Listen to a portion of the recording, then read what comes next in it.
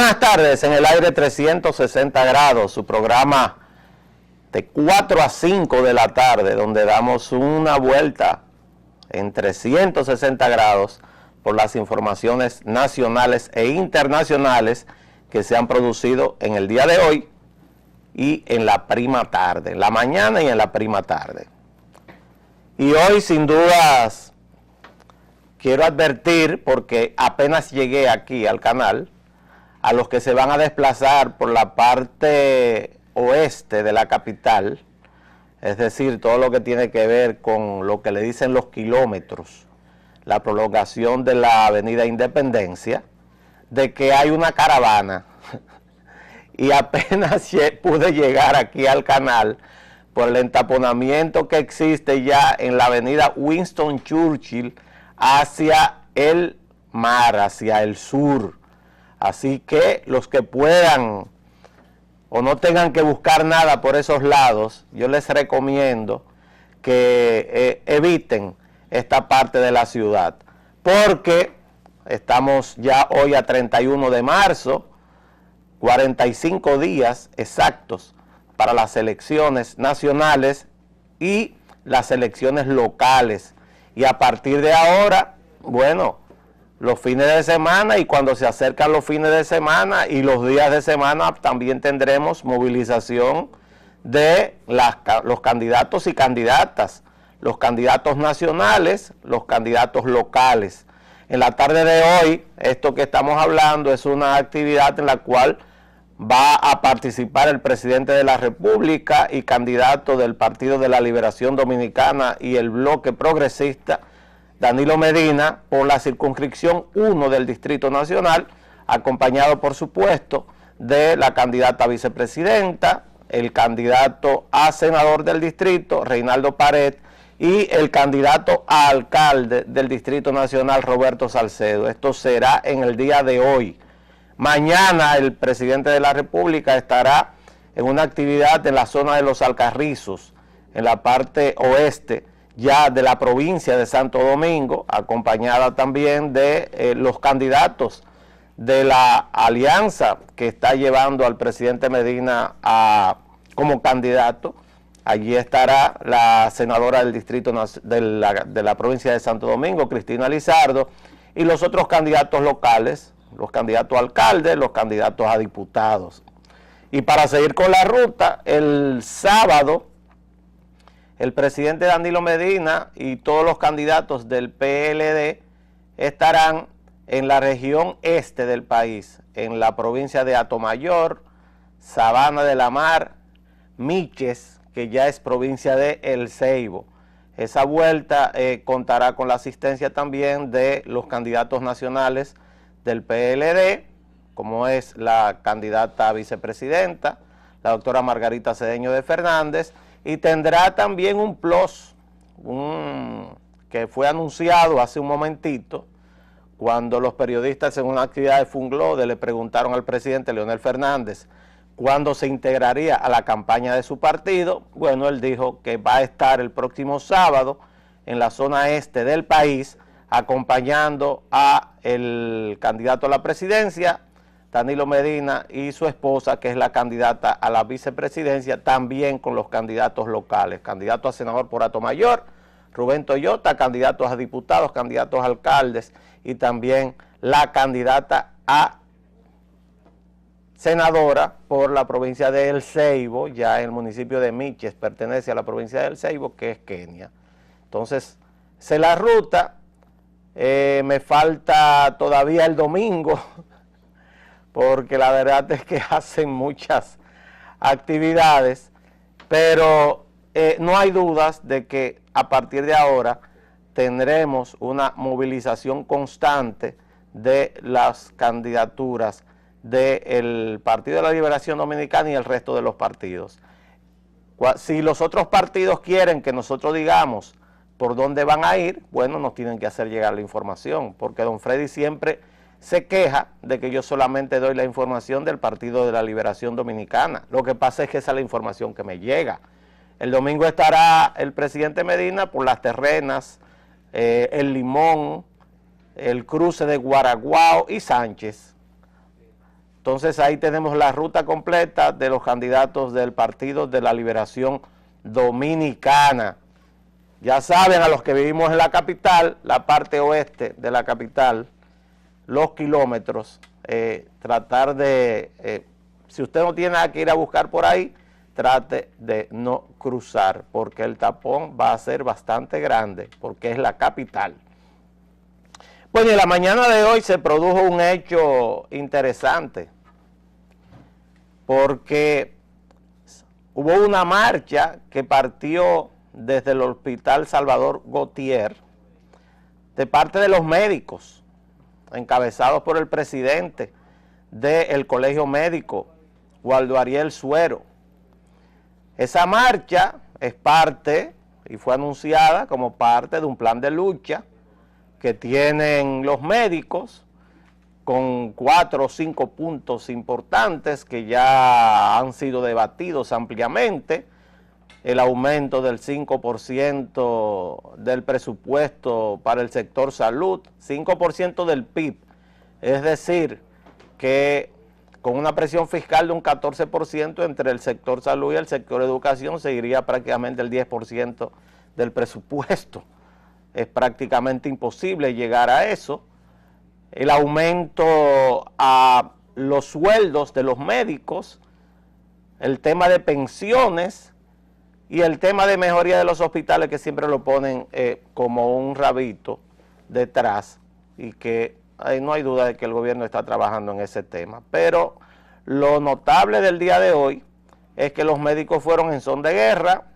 Bueno, en son de guerra es un decir, con sus pancartas, un grupo no muy grande, 75, 80 médicos, con sus sombrillas azules y blancas, con sus batas, la mayor parte de ellos médicos residentes, y cuando se pararon frente a el Ministerio de Salud Pública, en plena calle, casi al mediodía, quien lo recibió fue la ministra de Salud, la doctora Altagracia Guzmán Marcelino, que la vemos ahí en la foto, que bajó y mírenle la cara a Waldo Suero, todo un poema.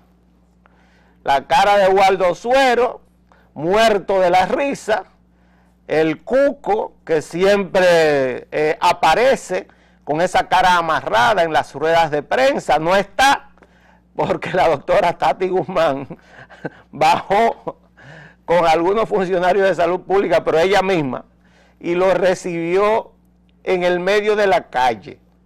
Les abrió la puerta y lo sentó a conversar.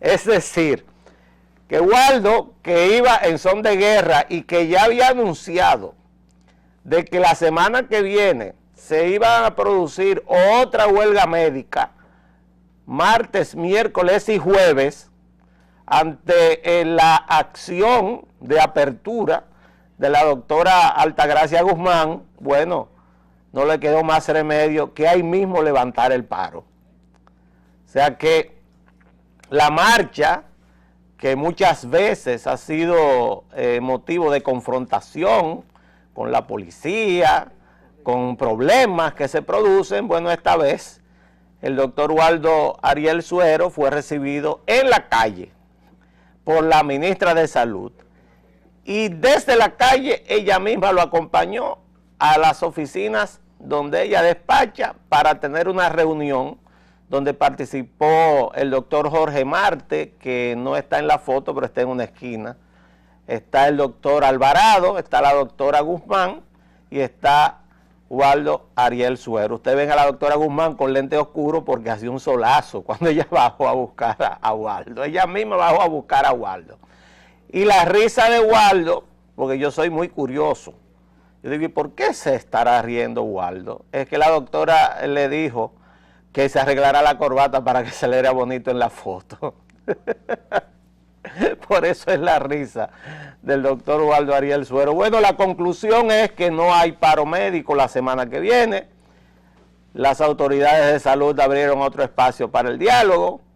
Waldo tuvo que avenirse a ese diálogo. La doctora Guzmán le propuso que se reuniera con una comisión del gobierno la próxima semana, el próximo martes, y esa comisión del gobierno estará formada por el ministro de la Presidencia, Gustavo Montalvo, y el superintendente de Salud y Riesgos Laborales, entonces, más la ministra de Salud.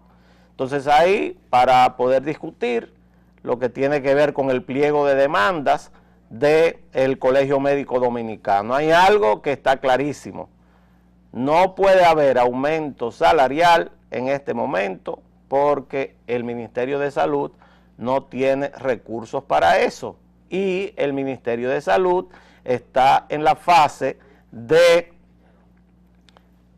pasar de un sector totalmente centralizado a un sector desconcentrado. El Ministerio de Salud está en la fase de separación de funciones, es decir, que por eso ustedes ven que en cada reunión participa el doctor Ramón Alvarado, porque el doctor Ramón Alvarado es quien dirige la red de servicios públicos de salud, y la red de servicios públicos de salud está formada por los prestadores públicos de salud, que, para ponerlo en lenguaje español, son los hospitales, unidades de atención primaria, los consultorios donde trabajan médicos, enfermeras, laboratoristas, técnicos de rayos X y técnicos en imágenes, etcétera. Entonces, como está en esa fase de transición, que incluso ya se planteó que para este mes de abril debe estar entregada la nómina del Instituto Dominicano de Seguros Sociales a la red de servicios públicos de salud, para comenzar en forma escalonada y organizada a absorber en una sola red pública, como dice la ley 123-15, que debe ser cumplida, una sola red pública, y esa red pública también contará con una sola aseguradora pública, que es el Servicio Nacional de Salud, SENASA. Bueno, está en esa fase de transición, y eso creo que tiene que entenderlo el Colegio Médico Dominicano. Lo que se plantea es, en la nueva forma de contratación que tienen los médicos en el país, es que quien trabaja va a ganar más dinero, y quien no trabaja, pues lamentablemente no será echado a la calle, pero tendrá que tener el mismo sueldo base, porque tendrá que justificar con su asistencia y su labor lo que es el mayor ingreso. ¿Cuál nosotros creemos que debe ser la lucha del Colegio Médico Dominicano en este momento? Que se aplique la ley, que se aplique la ley, porque esa es la forma en la cual un médico no tiene que estar brincando en 3 trabajos diferentes al mismo tiempo, porque con una sola red los salarios se unificarían, pero claro, aumentaría el horario laboral, porque cuando uno trabaja se supone que le pagan, pero a uno le pagan para que trabaje. Entonces, creo que la lucha del Colegio Médico Dominicano es errada, en el sentido de que plantea un aumento generalizado de salarios a todo el personal médico y paramédico de los hospitales públicos, cuando en esta situación ya eso no es posible, porque ni que quiera la ministra de Salud, la doctora Tati Guzmán, puede haber ese aumento generalizado, porque contraviene a la ley. La ley lo que manda es a la desconcentración de todo lo que es el sistema de prestación de servicios en salud, y esa desconcentración que implica dar una serie de facilidades y atribuciones a las regiones sanitarias, a todas las regiones de salud. Los directores regionales serán los que estarán llamados a discutir el tema de pago de salarios al personal que trabaja bajo su dirección en las distintas regiones del país. Ustedes no ven que prácticamente todos los días aparece o el presidente de la República entregando centros diagnósticos con unidades de atención primaria, o también la vicepresidenta de la República entregando centros de atención primaria?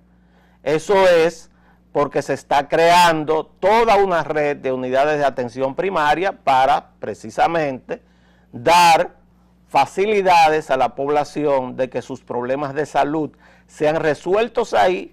70-75% de los problemas se pueden resolver ahí.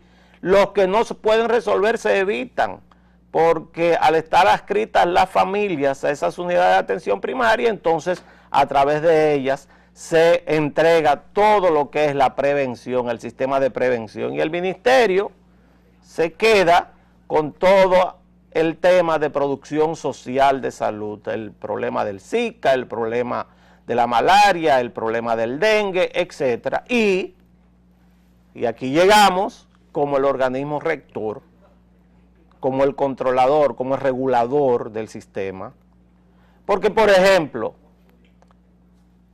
ha habido en los últimos días toda una polémica y denuncias acerca del tratamiento que se le dio a Claudio Caamaño cuando sufrió el accidente en el cruce de Pizarrete, cerca de Baní. Entonces se plantea, incluso se llegó a plantear en el día de ayer, de declarar homicidas a los médicos. O sea, hasta eso hemos llegado en el país. De un proyecto de ley para que se declare homicida a un médico. Algo, a mi juicio, inaudito. O sea, eso llora ante la presencia de Dios que alguien sea capaz de plantear eso. Porque ningún médico tiene intención de hacer daño. Solamente un psicópata. Solamente un psicópata puede tener intención de hacer daño. Los médicos estamos entrenados para salvar vidas, no para hacer daño. Ahora, tampoco somos dioses. O sea, los médicos somos seres humanos con virtudes y defectos. Pero, para ejemplificar lo que debe ser el papel rector y regulador del Ministerio de Salud, vamos a tomar ese caso.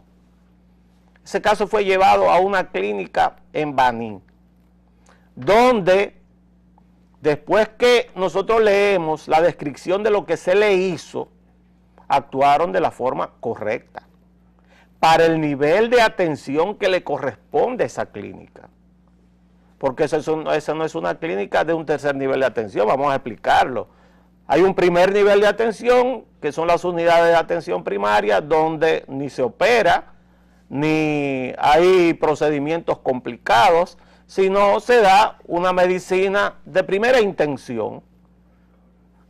Hay hospitales y clínicas de segundo nivel de atención, como esa clínica, el Centro Médico Aguas Vivas se llama, en Baní, donde fue llevado esta persona. ¿Qué le hicieron?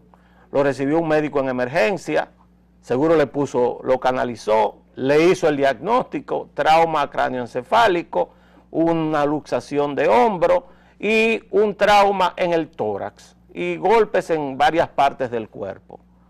¿A quién llaman? A un médico ortopeda. Ese médico ortopeda lo ve, le pone un cabestrillo para fijar el hombro, le hacen una radiografía y en esa radiografía aparece fractura de costilla con una perforación de pulmón. Más encuentran que hay aire que está abombando o levantando una parte del tórax. Diagnóstico, un neumotórax seguro, un neumotórax cerrado. Entonces, ¿qué usted hace? Como en esa clínica no había las facilidades de un cuidado intensivo y probablemente por ser una unidad de segundo nivel no tenía la posibilidad de dar seguimiento a ese paciente, el paciente se estabiliza, se pone en una ambulancia y se envía a la ciudad capital. ¿A dónde? A un hospital de tercer nivel, que es donde están los hospitales especializados. Por ejemplo, el Ney Arias Lores es un hospital de tercer nivel. El Hospital Darío Contreras es un hospital de tercer nivel. El Hospital Robert Rick Cabral es un hospital de tercer nivel, que deben estar nada más dedicados a los pacientes complicados. El error, no haber localizado el lugar antes de llegar a la ciudad, porque hay una situación con las clínicas privadas, semiprivadas, autogestionadas y los hospitales públicos. Y es que, sobre todo en la capital y en Santiago, donde está concentrada la mayoría de los médicos especialistas de primer nivel, pues están llenas. Las clínicas están totalmente llenas. Usted va al Homs, que está en la entrada de Santiago, y usted ve el tamaño de esa clínica y le es difícil muchas veces conseguir una cama. ¿Por qué? Porque todo tiene una razón. Están llenas porque nosotros hemos pasado de un 7% de población asegurada a casi un 70%. Estamos hablando de más de 6,5 millones de personas aseguradas. Todo el que trabaja aquí en este canal tiene un seguro médico, porque es obligatorio. Y antes, ellos y sus familiares tenían que ir a un hospital público probablemente, muchos de ellos, porque no podían pagar una iguala médica. Ahora, como es obligatorio para la empresa asegurarlos y ellos pagan una parte del seguro, todos pertenecen a un seguro y por eso ustedes ven las clínicas llenas. Y los pobres que no trabajan, ya hay 3.300.000 personas dentro del Seguro Nacional de Salud SENASA, que puede ser limitado en algunas ocasiones, en otras ocasiones no, pero también tienen derecho a una prestación de servicio en base a un carnet pago, porque ese es el modelo de la República Dominicana, que todavía está en fase de implementación. Entonces llevan a esta persona a Sedimat y no hay cama. Y como no hay cama, comienzan a hacer las gestiones para determinar dónde conseguir una cama. Al final encuentran una cama de cuidado intensivo en la clínica Abreu y de ahí lo llevan, los familiares deciden llevarlo al centro médico UCI y a los 2 días muere. Es probable que haya muerto de alguna complicación que tendría, que se agudizó con el problema del trauma múltiple que tuvo en el accidente. Eso es lo más probable. Y aparte, 78 años de edad, con el cuadro que está descrito en la declaración de los familiares. Bueno, el sistema relativamente funcionó, porque lo que llaman rebote, que parece que lo pone como si fuera basquetbol, o sea que de un hospital van a otro, es algo que ocurre siempre en un país como el nuestro, donde hay regiones que están desprovistas del sistema de salud con especialistas. ¿Y por qué no hay especialistas en ciertas regiones de salud? Yo siempre lo he dicho, el que pasa del peaje de San Cristóbal hacia allá y tiene un trauma severo, está a su cuenta y riesgo, porque por ahí aparece poco. Los hospitales traumatológicos están para acá.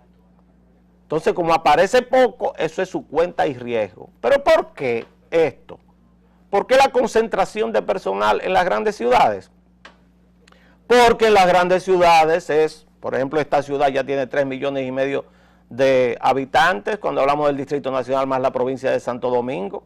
Entonces, en las grandes ciudades se concentra la mayor parte de los médicos, porque la profesión médica uno la estudia para vivir de eso. No somos sacerdotes. Ni cuando vamos al supermercado presentamos un carnet y nos hacen un descuento de un 50%. Eso no existe. Nosotros vivimos exactamente igual que todos los dominicanos y dominicanas. ¿Por qué nosotros decimos que la solución es la desconcentración? Porque si el director regional de San Juan de la Maguana, por ejemplo, pudiera él contratar a su propio personal y a su propio equipo, bueno, entonces paga un costo diferenciado por los ortopedas que trabajarían en una unidad de atención de cuidado intensivo en esa localidad. Pero si no tienen trabajo. Esa es la realidad. Entonces, felicitamos a la doctora Tati Guzmán porque desmontó la huelga de la semana que viene. Felicitamos por primera vez a Waldo Huelga Suero porque desmontó la huelga. Ya le decimos Waldo Ariel Suero, y ojalá que en la mesa de diálogo se llegue a algún acuerdo la semana que viene, por lo menos para detener esta hemorragia de huelgas que tenemos del pasado mes de enero. Bueno, vamos a una pausa y cuando volvamos entonces vamos a los temas internacionales.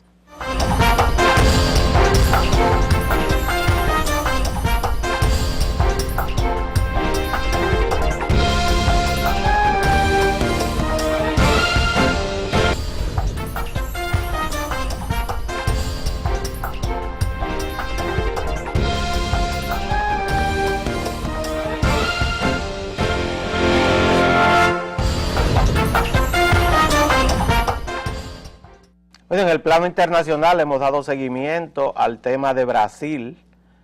En Brasil la situación política se está tornando cada vez más compleja y complicada. Después de la salida del partido del Movimiento de la Democracia Brasileña, de lo que fue una alianza que duró 13 años con el Partido de los Trabajadores. Al presidente del partido, del PMVD, ayer le preguntaron que cómo una alianza de 13 años se podía romper en 3 minutos, porque eso duró la asamblea que rompió la alianza del PT con el PMVD. Al revés, el PMVD rompe con el PT. Y la respuesta fue la siguiente: eso lo hubiéramos podido solucionar en menos tiempo, en un solo minuto. Porque la estrategia del PMVD es llevar al vicepresidente Menem a la presidencia del Brasil, sustituyendo a Dilma Rousseff y al PT. El presidente Luis Ignacio Lula da Silva, expresidente, pero el presidente histórico definitivamente de la centroizquierda de Latinoamérica, por encima de todos, por encima de los Chávez, de los Maduro, de los Correa, no hay duda de que el que se llevó o el que se lleva la medalla de oro en el tema de la centroizquierda es el presidente Lula da Silva, aparte de la pequeña economía que es Uruguay, donde el Frente Amplio ha sido también bastante exitoso, sobre todo por la forma de manejarse los presidentes que han surgido de este grupo de centroizquierda. Pues Lula da Silva está ahora negociando con el Partido Socialista de Brasil y con otros grupos para tratar de evitar que cuando se presente en la Cámara de Diputados el proyecto para el juicio político de Dilma pueda ser aprobado. Incluso se está planteando que algunos ministros del gobierno de Dilma, que al mismo tiempo son diputados, tendrían que renunciar porque no están dentro de la Cámara de Diputados al tener el cargo de ministro y están sus suplentes para ir a tener el voto seguro, y es un asunto de matemáticas. Renunció el ministro de Deportes, renunció con una carta escandalosa un coronel que es el jefe de la seguridad pública.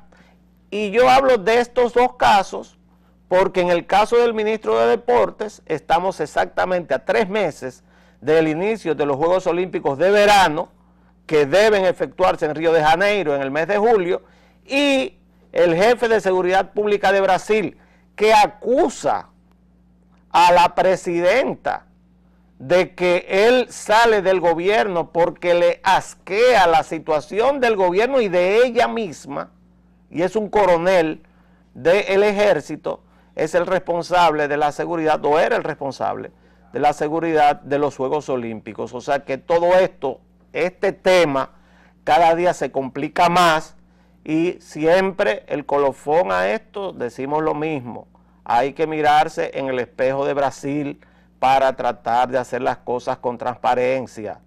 Hay toda una tendencia en América Latina a este tema. Una persona en Guatemala, un fiscal especial colombiano, fue y sacó a un presidente. En Honduras, presidentes presos. En El Salvador, el presidente Flores murió y el presidente Funes también está preso. Entonces, la presidenta Cristina Fernández de Kirchner está a las puertas también de un juicio. Así que este tema es un tema complicado y hay que mirarse en el espejo de esos gobiernos que tienen tanto tiempo como tiene el gobierno nuestro. Por eso es que aquí hay que comenzar a tratar de transparentarlo todo. Por eso el ministro administrativo de la presidencia, José Ramón Peralta, dice hoy que la oposición pretende enturbiar el proceso político, el proceso electoral, hablando de que se usaron recursos del Estado, de que el Estado se impuso, de que ellos están en desventaja, y ese es el resultado de las encuestas que todo el mundo maneja, donde está clarísimo que las elecciones presidenciales están decididas. a 45 días de las elecciones es prácticamente imposible que haya un rebase del candidato de la oposición, que cada día mete más la pata, porque si usted ve la entrevista que tuvo con Jorge Ramos, se da cuenta que lo trataron como un candidato de segunda.